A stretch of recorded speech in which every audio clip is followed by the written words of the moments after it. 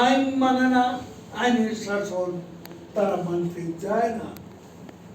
অস্ত্র মামলা, দুর্নীতির মামলা, তারেক রহমানের আর কত সাজাও, তার তো সাজা হয়েছে, শাস্তি হয়ে গেছে, এখন তাকে শাস্তি ভোগ করার ব্যবস্থা করতে হবে, দেশে ফিরিয়ে আনতে হবে।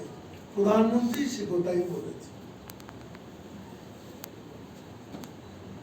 তো তাকে ভালো মানুষ সাজানোর চেষ্টা করার তো কোনো কারণ নেই। বিএনপি তাদের গঠনতন্ত্র থেকে 7 দফাটা হঠাৎ করে কলমের উচ্চা বাদ দিয়ে দিয়েছে। কারণ কি? কারণ হলো যে ওই 7 দফায় আছে দণ্ডপ্রাপ্ত কোনো ব্যক্তি বিএনপির নেতা হতে পারবে।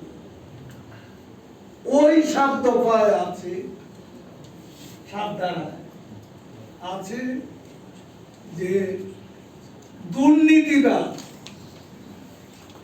কোন ব্যক্তি বিএনপি নেতা হতে পারে। ফখরুল সাহেব ভালো মানুষ সাজাচ্ছে, তাহলে ক্লজ গুলো বাদ দিলেন কেন? আমি দাঁড়াতে দুর্নীতিবাজের যে ধারা আর দণ্ডপ্রাপ্ত ব্যক্তিকে, সেটাতে তারেক রহমান পড়ে যাচ্ছেন। সেই জন্য আপনি হঠাৎ করে তার নির্দেশে এক কলমের পোঁছায় বাদ দিয়ে নির্বাচন কমিশনে এনে জমা দিয়েছে। তো এখন এই রাজনীতি বাংলাদেশে, এই বর্ণ চোরারা গণতন্ত্রের নামে যতদিন বাংলাদেশে আছে, এরা এই দেশের মুক্তিযুদ্ধের মূল্যবোধ, স্বাধীনতার আদর্শ এরা মানে না। এরা এই দেশের গণতন্ত্রকে গিলে খেয়েছে।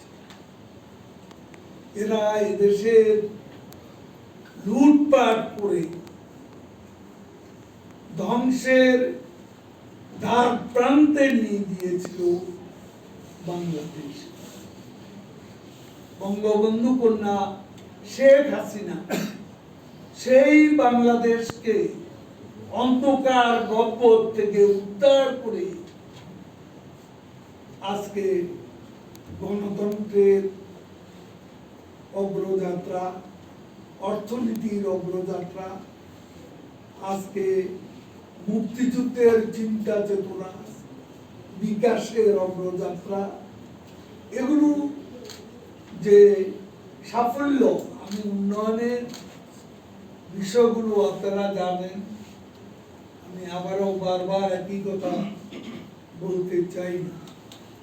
শুধু বলি, যারা আজকে এইসব কথা বলেন অন্ধকারে ঢিল ছুড়ে। 16 বছর আগে বাংলাদেশটা কেমন ছিল,